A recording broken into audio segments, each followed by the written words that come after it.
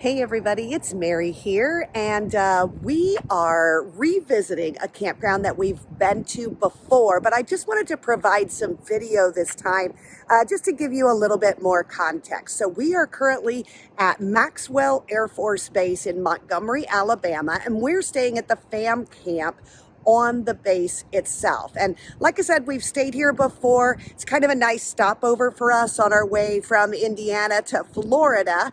And so we spent a few days here, met up with some friends, which was really fun.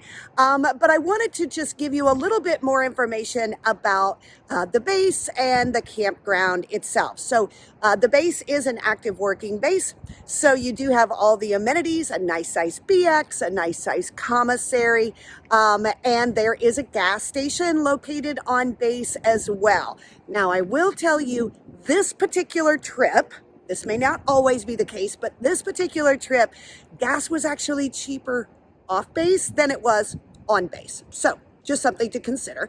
The other thing that's important for you to know is that typically at military bases, the base gas station does not offer diesel. So if you are a diesel vehicle, you will have to probably get your gas off post. But there are several locations within just a mile or two of the base itself for you to go ahead and get that gas. Now, as far as getting to the base, also really simple. So it's just take I-65. You're going to take it straight down to Montgomery, and there's just a little bit of a you sort of have to do a roundabout, right? So you get off 65, but the road you need to go on, the exit ramp goes underneath it. So you have to go up, around, and turn. But it was really simple for us. We did it no problem with the RV. It's very clear in your GPS. And then that will take you right to the main gate. So that brings me to entering and exiting, right? So you could certainly come in the main gates, very simple, straight, no barriers to maneuver around, which like we had to do at Little Rock, which was nice. So really simple to get in and out there. The only challenge there is you do have to go through a little bit of turns, and with a big wide rig like we have, it wasn't hard. We did it. It was no big deal. And other drivers were very kind and generous and gave us the space we needed to make the turns. So that was great. So you can come in the main gate, but there is also a second gate, and it's called the Kelly Street Gate. And that gate is open from 6 a.m. to 6 p.m. And that is actually right over by the Campgrounds Road, which is super convenient. The only challenge with that gate is it's a tight turn. It's a tight turn coming in that base gate, because as soon as you get past the guard shack, you have to turn an immediate left to come to the campground. And with the barriers that are in place, it's tight, okay? So my suggestion for you is if you come in the Kelly Street Gate, just go straight ahead. And then right up there on your right-hand side is going to be the PX or the BX and the commissary. You can use those big parking lots to sort of turn around and come back. And now you're headed in the right direction to make that really simple turn right onto the campground road. So that's what I would suggest coming in, okay? Now, if you're going out, we witnessed this yesterday, and it's also a little tight turn going out that gate, although that is the most convenient one to do. We saw a truck pulling a pulley camper yesterday, and it was a good size pulley. Do it. He had to do it slowly, and he had to maneuver it just right. You have to use every inch of the road that the campground is on, which is called March Road. You have to use every inch of that, and then pull straight out, and then make that turn, and then just take it slow, because it's going to be a tight turn. But it is a very convenient way to get off the base.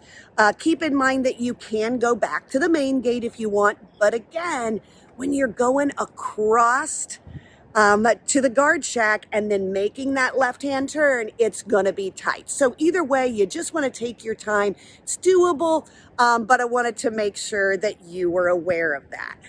Now this campground, as you can see behind me, has cement pads, which is really great. They have 2 rows of pull-throughs.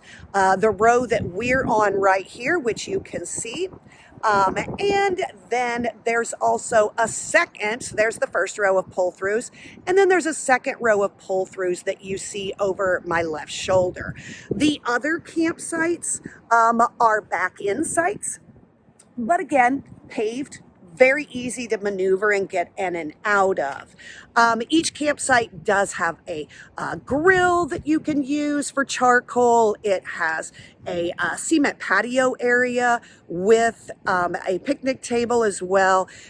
You can see over my shoulder here, this is shower and laundry facilities, but I am going to tell you that this particular building by our site had some damage, and it is currently, the showers are not usable. The laundry is accessible here, so you can still use that. There are also 2 other laundry facilities here at the campground, as well as 2 other shower and restroom facilities. So the facilities are here. It just may not be the closest one to you that's accessible at that particular time.